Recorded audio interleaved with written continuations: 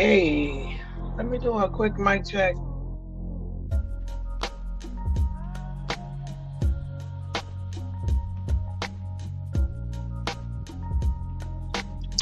All right, all right, all right. Peace and love. This is my favorite song I made. I made up my mind. Hello, hello, hello. I can't say happy Friday. Did I have a happy Friday? Yes, I did. Happy, happy, happy Sunday. This is different. I do apologize for Friday, but I don't apologize. I apologize, but I don't apologize. I had company, and the time got away, and I enjoyed my neighbor, my friend, and I wouldn't have did it no other way. Sometimes you just need a break, especially when you're running your own schedule. It happens. So I still felt bad that I didn't go through gratitude and chill this week. So I'm here today definitely needing a breathe in, breathe out moment. If you're watching this on a replay, please give me a like so that my videos can stay in rotation. I am Shell from the block. Happy, happy Sunday. I hope you are warm. I hope you are safe. And I hope you've had some grounding moments this weekend, catching a break. I definitely did. I'm busy most weeks. This week was super busy. Meetings, appointments, mixing energy. This is why I love those breathe in, breathe out moments. I'm so proud of myself. This week was heavy, but I carried it. And I'm grateful that I got through it. And I'm ready for a new week. Did you get snow? We got snow. I knew it was going to snow. The other day, it was so warm. I was like, I had chills. I was like, it's gonna snow. I literally told my friend in the store, I was like, it's too warm. It's gonna snow. I've lived long enough and in a lot of different places on the East Coast, honey. When it's cold and wintry and it gets warm, mind you, it's not even winter yet. Like fall just falls away. Like fall does not show up anymore in the north.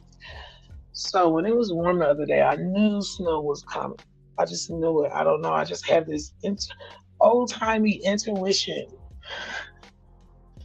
I'm sure that's because of my lineage on my paternal side being so old. Um, it's amazing how I pick up little things, um, intuition, feelings. And I've always kind of been like that, but I've never really actually paid attention. So I'm getting my coffee. That's what I was doing when the music was playing and my mic was muted. I went and made me another cup of coffee. I can't believe it's December. Like, what in the world? I can't believe it's December. Um, I'm grateful it's December and I made it through another year. I lost for the past couple of years. I've been losing key players in my life. My cousin passed, and my aunt, my last living aunt, passed. And I'm speaking of my adopted family, of course, which is my forever family. I forever have reverence to them. So it's been a very interesting change, changing of the guards. The people that I grew up looking up to are now gone, and now I'm someone stepping into their shoes. Me and my cousins, and we talked. Matter of fact, I'm about to text them right now. Damien, I love you. I'm about to shoot him my audio, literally on live, just because. Sending lots and lots of love and condolences. I love you, baby. I'm on live, but I thought about you and mentioned your name in my live stream and just wanted to give you of local hug today. Have a good Sunday. I love everybody. Send my love to everybody. And I'm sending it. Yeah, my cousin lost his mom, who was my second cousin. His great grandmother is my aunt. That side is so interesting. Um, which it kind of aligns with my actually biological father side, how old they are. I want to say my dad was born in 1909. My adopted mom was born in 1914. So those branches are priceless, priceless. I learned so much from them, um, and I've been going battling my depression very well. I think I'm winning. Um, it's been a tough year. Even from my birthday till now, it's like I feel like I just was in a fog.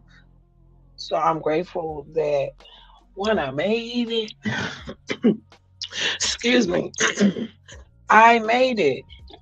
I made it through this year, and I'm sure that you have testimony you can speak to of some struggles and some trials, some tribulations and stresses, also some joys. This was a beautiful year. I got to see my daughter's godmom. She came. We went to the most beautiful mall ever. That was the best experience I've had all year. Was going to American Dream. Please visit it. I'm going back. But when I go, like I want to go in the warm when it's warm. It was so cold by the Met Stadium, and they went to the NFL game, and we were all there, and we had fun. And the manager at the hotel, shout out to him. Matter of fact, let me find that. If you're ever in Jersey near the MetLife Stadium, stay at. Hold on, let me see. Where were we at? I have to go to my Google Maps. Seriously. It was so nice. And they had wine. I was lit. I had a awesome, awesome time, man. I did Hampton and Honey, Carlstadt at the Meadowlands. Baby, the owner is so amazing. He accommodated us to the umpteenth power. I had such a good time with my daughter's godmom. She's from where she's from and where I used to live, and I'm just grateful. I'm grateful for her and the connection that we have. We met so long ago. We met when I was pregnant with Gina, actually. So that's like over 20. That's definitely over 20 years. Oh, this coffee is so good. It is so cold today, but I just want to really finish my book. This is just a free stream.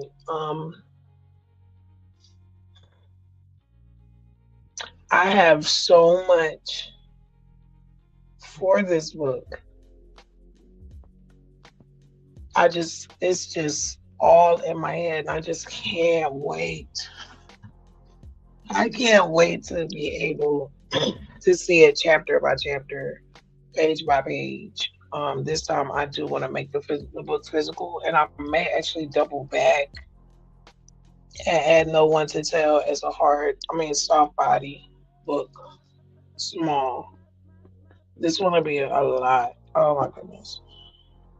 No One to Tell would have been written so differently had I known more. But I'm glad that I did No One to Tell, because No One to Tell to and on is just, it just all adds up. This is why I think, like, I never really wanted, like, I'm more of a creator. I've always been that way. I like to create music. Check out my playlist here, Ivy's Creations. Um, I like to create. I'm not an artist in like the hand artistry, like a draw. Like, I can't do all that stuff. My daughter's into that. I just woke up. She's got stars all over her wall. She was up till 4 o'clock this morning painting stars. She's like that. That's how my aunt Mac was. I don't really have that as a talent. I see it as a beauty. I love art. Just I'm not a creator of that type of art, but I love creating. I love speaking. Um, I love forming. I want to say forming communities. I've been in a lot of situations where a lot of my talents just fit right in. I was talking to my cousin. Shout out to my cousin in Brooklyn. I am pulling up. Gina wants me to go tomorrow. We're supposed to be doing an interview. And of course, my first meet and greet with my DNA cousin, I had to say it like that, but I only say that as an identifier as to when she came in my life. Because I've got cousins that were here before I got here.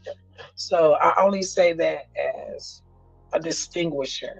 So this will be our first meet and greet. We talked many times. We've never met face to face.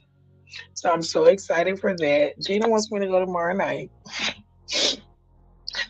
I'm a little nervous, of course. Y'all know I got anxiety, but I'm going to push myself to get this done and meet with her, bond with her, connect with her even more. We are so much alike, and I'm grateful for the life that she speaks into me, but also just feeling safe with her. I have so many, I met so many cousins, and I'm still meeting them, and we chat, we're connected, and I'm actually, like I said in my last live that I did, I have no regrets. Ever since I got here, I've always felt like there was like a reason why I was here and I just couldn't put my finger on it. It's always been this just knowing but not knowing. So being able to utilize the talents that I have, which are kind of numerous, and I'm not talking from a boastful energy at all. I'm just saying, there's so many people that have talents that just need the right space to utilize them so that they can grow. And for me, that is what the DNA project actually gave for me. It was almost like I was interning, interning and learning new things and being connected with people and organizations that are really working to provide spaces that can create room for change and growth.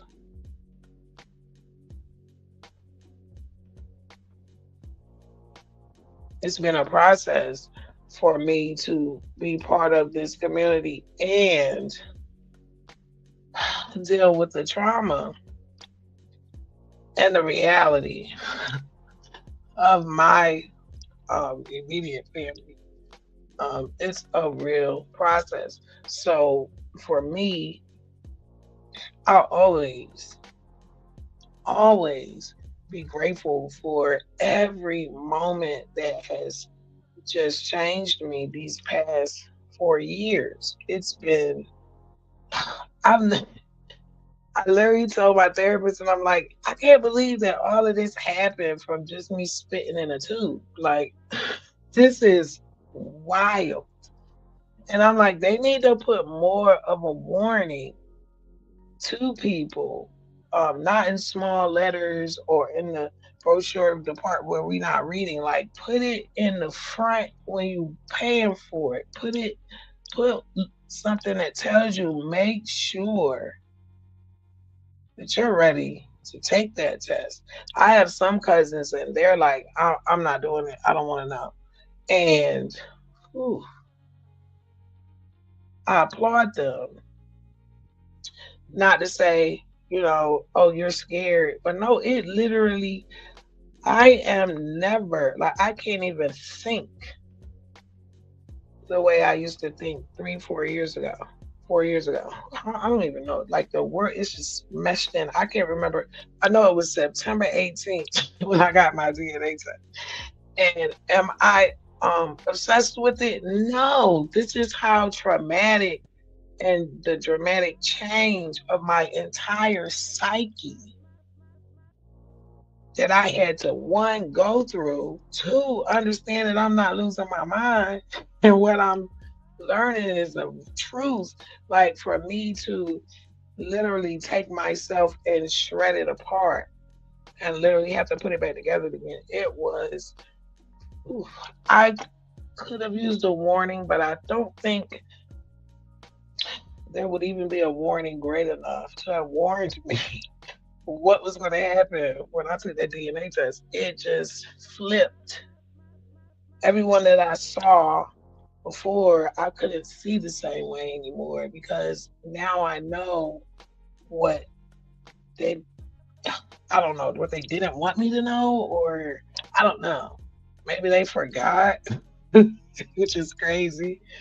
Like I'm grateful. I'm grateful to have made it this far and learning to give myself grace to say like, who else? How would someone else handle this? I don't even want to say I would love to see it because that means that I would wish this on someone, and I do not. I do not. Um, to counter that with colonial history, DNA wise, it's even more traumatizing. So it comes to a point where, am I going to keep digging in the past, exposing myself to more harms, or am I going to work on the now and the descendants and my family and my lineage now and build, keep building as I have been doing? I just raised a whole 20-year-old, raising her on my left with my left hand and at war with everybody with my right. At war with everybody with my right. And I did a pretty darn good job um, through every adversity. And I may sound confident now, but I wasn't always hopeful that I would see these days. I never even planned for these days because I didn't expect to make it, you know? So when I do gratitude and chill, it comes from a real place. Like I've been doing this now 4 years. Except for the year I had to take off when I kind of lost it. I did. I had my whole psyche went through a breakdown. Um, just learning that people could be so cruel. That's the whole gist of it. Just the cruelty of it just hurts, you know? And dealing with people, it's a 50-50 chance, you know? They may not be capable of keeping you safe. You know, that's a hard reality when you're looking at the people who you've grown to trust, to learn that you can't trust them. It's hard. And it has made me sort of isolate myself to the point where I feel like I'm doing that to protect myself. But I am also making new friends, new bonds. And this is what this project, the DNA project, did for me. And I, again, know that I needed that in that moment during these rough times of discovery.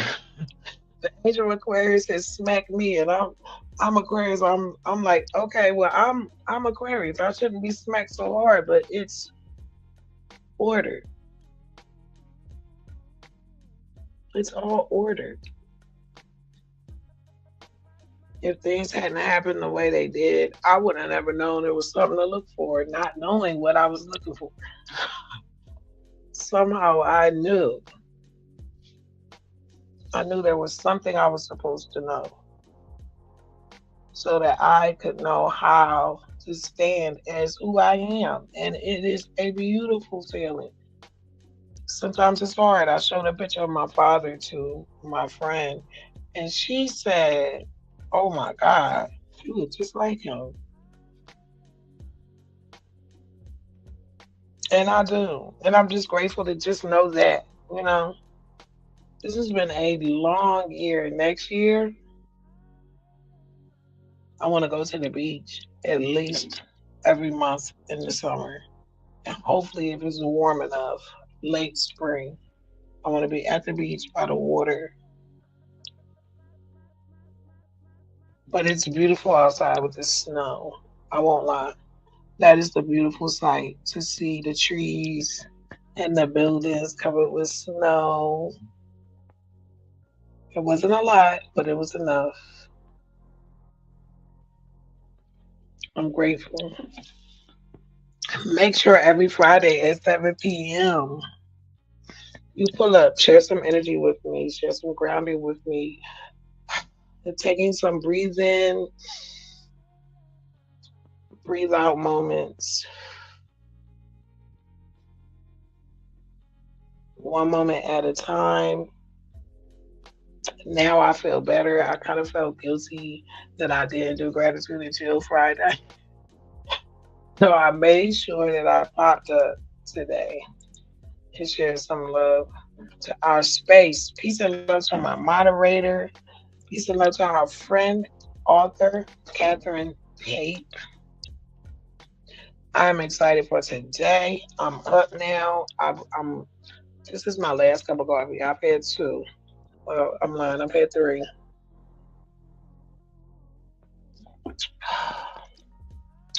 This is the last one I made, and it's perfect. The other cup I made was way too strong. Gratitude, finding gratitude in everything helps so much.